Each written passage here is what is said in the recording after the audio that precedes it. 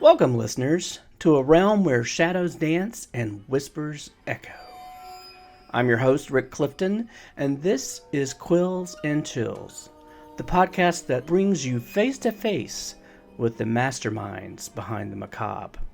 In each episode, we journey into the minds of horror writers and filmmakers to uncover the secrets lurking within their tales of terror. From classic tales to modern nightmares, we'll traverse the corridors of the human psyche and unravel the threads of dread that keep us turning the pages or sitting out there in the dark. Welcome to Quills and Chills. Hello and welcome back to Quills and Chills. I'm your host, Rick Clifton, and today I am talking with author Karen A. Phillips. Karen lives in Northern California. She writes humorous, fun, action-packed stories, and she has a full-length novel as well as several short stories in various anthologies.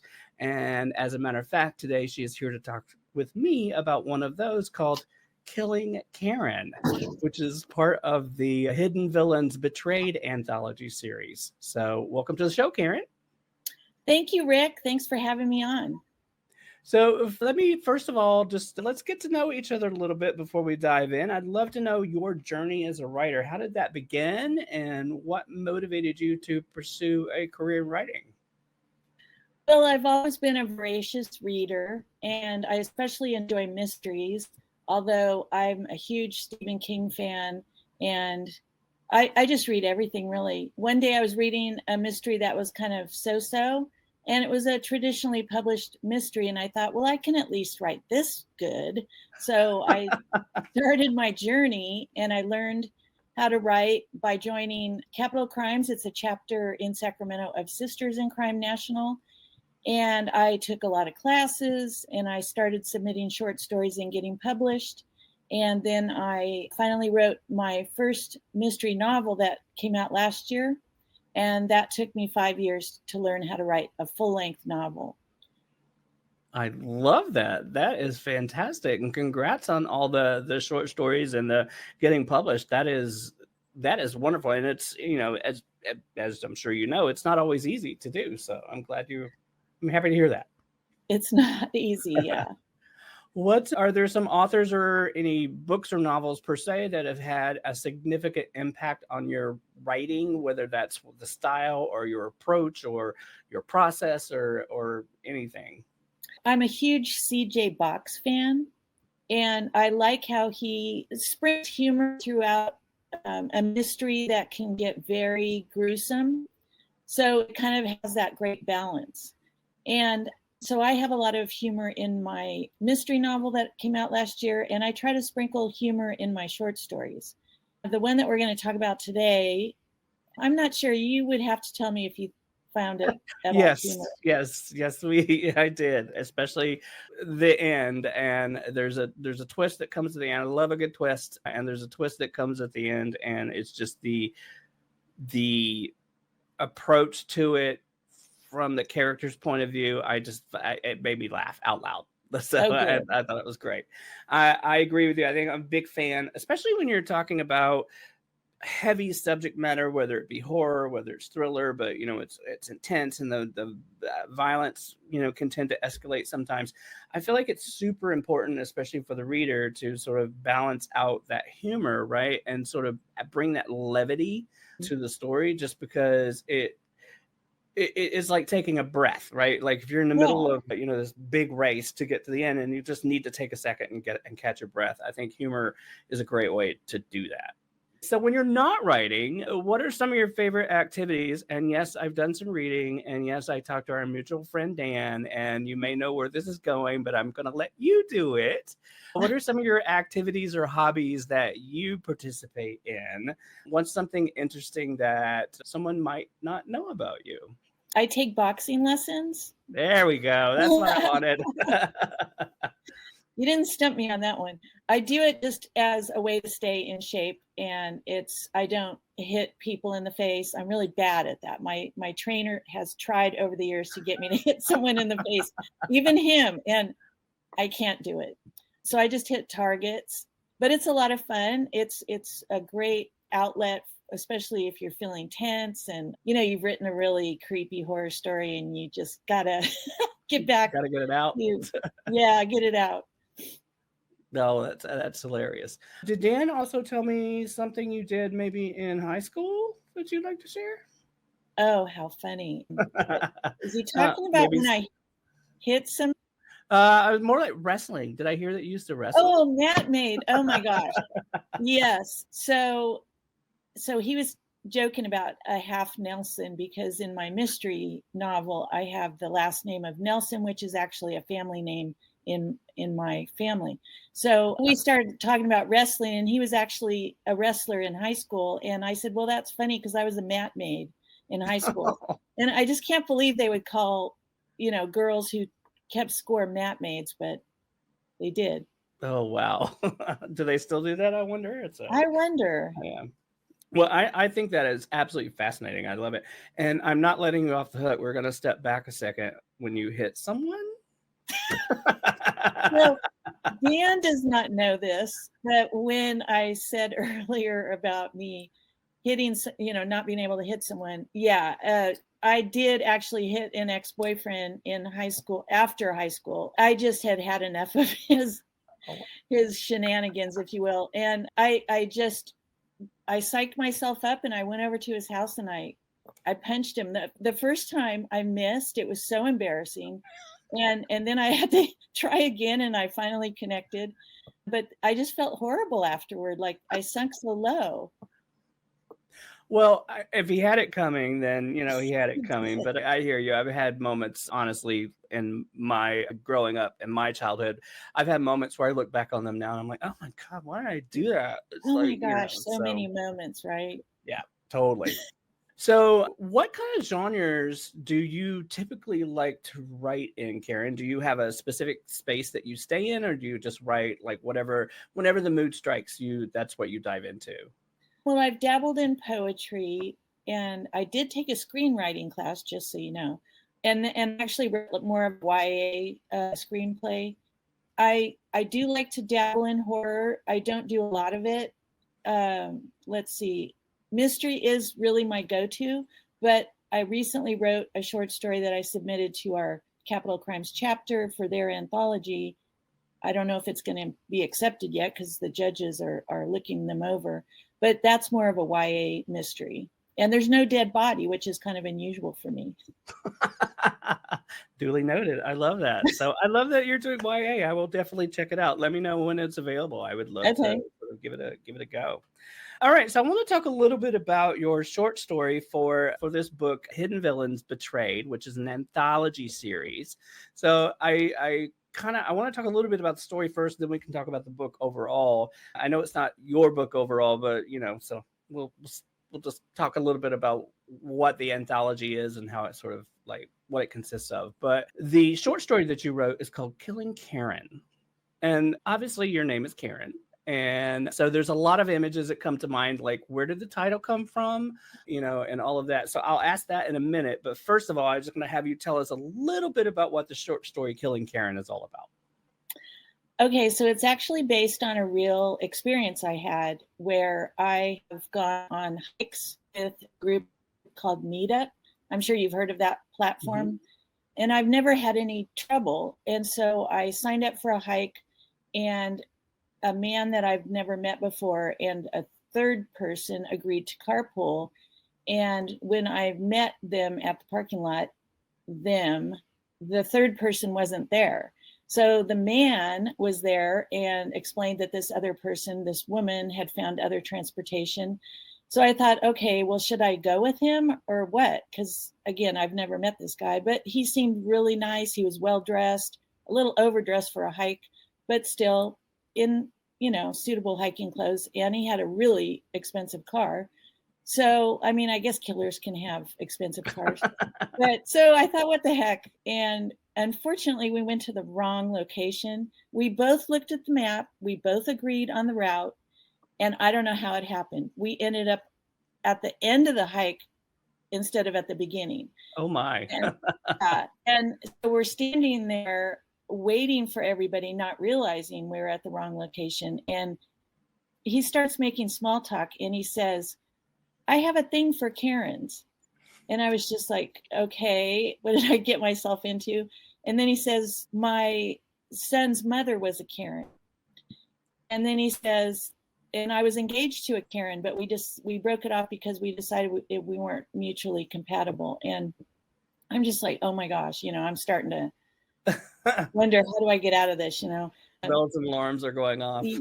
Yeah. And then he was in communication with that third person we were supposed to carpool with. And that's when we found out we were in the wrong location.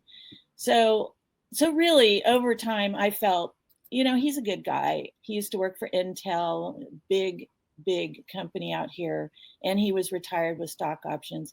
Again, I guess killers could have stock options. But I just thought, what the heck? We both said, let's just go on a hike, So we went on our own little hike. And it turned out fine. But in my short story, it doesn't turn out fine. No, it does not. So the title, like I said, I love the title. I love how it came to be. I understand the context, and I say this because I don't know that we want to give the spoiler, but talk about the title and how you arrived there. I don't know if we could do that, though, without a spoiler. You tell me. Well, I don't really think it's a spoiler necessarily, because the title can be taken two different ways. And I gave it to my critique partners, and they actually came up with the title. I forgot what I had originally. Well, I love it. And, like I said, I was all in. I was like, oh, okay. Got it. So you've sort of answered this a little bit, but, my question is more about how did you approach the main character, Karen, in this story? But it sounds like, in hearing your real life story that you had, that it's very similar to that in a lot of ways. It is. I did have, I had to give her a backstory that was not really mine. Although, I've had some similar experience to hers. And that was fun to play with that and kind of be subtle about it. I love it. So Killing Karen is part of an anthology series. Like I said, it's the anthology is Hidden Villains Betrayed. Can you talk a little bit about what this anthology series is and how your story comes to fit into this theme? Did they reach out to you? Did you reach out to them? How did that work? Right. So I reached out to them. It's published with Inked Publishing, and Kevin Davis is the publisher. And I found out through, I think it was Duotrope, one of those portals where you can find out about open submissions. And I also found out about it through a mutual writing friend who does hororously. So I submitted, I believe it was this same story, to Hidden Villains Arise, because the series of anthologies is Hidden Villains, and then they include some theme after the Hidden Villains. So I wanted this to be like a phoenix rising from the ashes story, and I kept that theme in a subtle way for Killing Karen, but they did reject it for Hidden Villains Arise, and then I worked with an editor and honed it, and they accepted it this time for the Betrayed anthology. I love it. So for this story, what is and maybe this applies across all your writing too, what was the biggest challenge that you faced while writing this? And let's just say any novel for that matter. And how do you usually overcome them? It sounds like you have a great team behind you to sort of help you. Yes, because I don't know if I have a little bit of ADHD. I don't know, but my mind, when I'm writing, I'm kind of going all over the place, and it takes me a while. I do outline, but then I'm flexible, and I allow the story to tell me where it wants to go. But I do have to really carefully go back in and make sure everything's consistent. And the twist in Killing Karen was not as well planned as it could have been in the beginning. So the editor helped me. Oh, that's fun.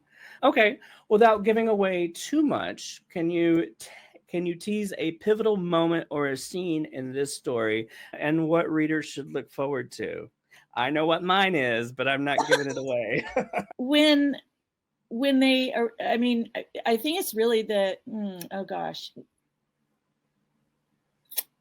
She goes ahead on the hike in my story like I did in real life, but she starts to have misgivings because there are little clues along the hike that give her pause, and the man that she's hiking with is kind of reacting in the same way. So they each have a similar, I think what's going on in each of their minds is similar. Yeah, like back a and back and forth. forth. Yeah. So again, the reader is unsure until the very end what's going to happen. And whoo, boy, is that twist fun. I'm gonna leave it at glad that. it made you laugh out loud. I did. I think it was more of a cheer, honestly. It was like, yes, I love it. So it was really great. So all right. If Killing Karen were to be adapted into a movie, whether that be a full feature film or a short film, who would you cast in the lead roles? Winona Ryder. Oh, it's perfect. Yes. I love that. Yeah, I think she would be good. She's at the right age, and she was so great in Stranger Things. Well, and she's great anyway, but I don't know about the man. Can you help me out there?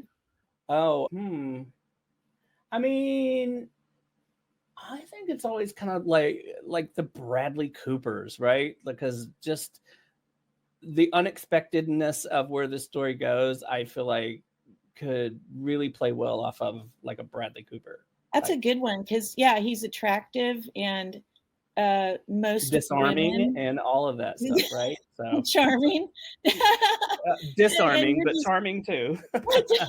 Like I feel like most people drop their guard around him a little bit. Exactly, so I think that's that's why for me he would be someone I would choose. So perfect.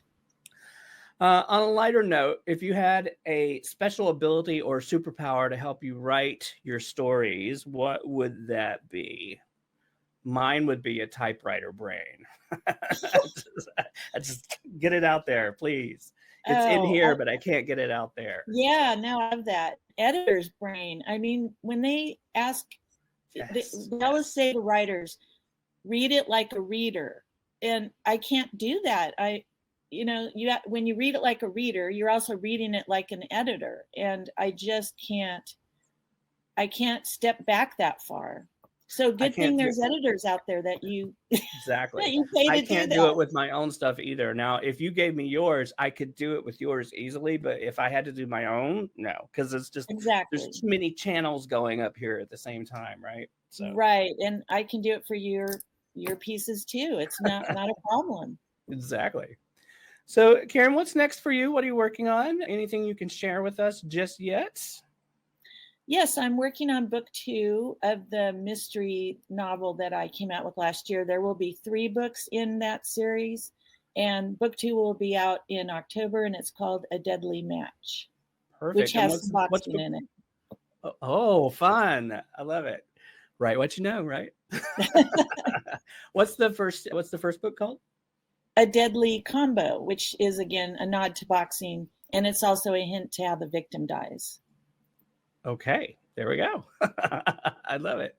Well, the story is called Killing Karen. It is in the book Hidden Villains Betrayed. It is available everywhere now. I think I got mine from Barnes & Noble, but as we always say, please try to support your local bookstores whenever possible. So, Karen, how can our audiences find you online? Do you want to share your website?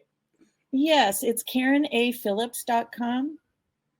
Perfect. A great site, by the way, and fun stuff. So it's good to see your work on there. Thank you so much for talking to me today. I do appreciate you stopping by. And that's it for Quills and Chills. We'll see you guys all next time. Bye. Thanks for joining me on another episode of Quills and Chills. I hope you enjoyed our deep dive into the mysterious and the haunted. If you're enjoying the show, don't forget to support us by subscribing on your preferred podcast platform and leaving us a rating or review, because your feedback helps keep those chills running down both our spines. And feel free to share the show with your favorite fellow horror enthusiasts. Also, if you guys have any spooky stories, strange encounters, or paranormal experiences of your own, I'd love to hear them. Reach out to me on social media or email me at quillsandchillspodcast@gmail.com. Who knows? Your story might end up on a very special episode. Anyway, thanks for listening, and I will see you back here next time on Quills and Chills. Bye, y'all.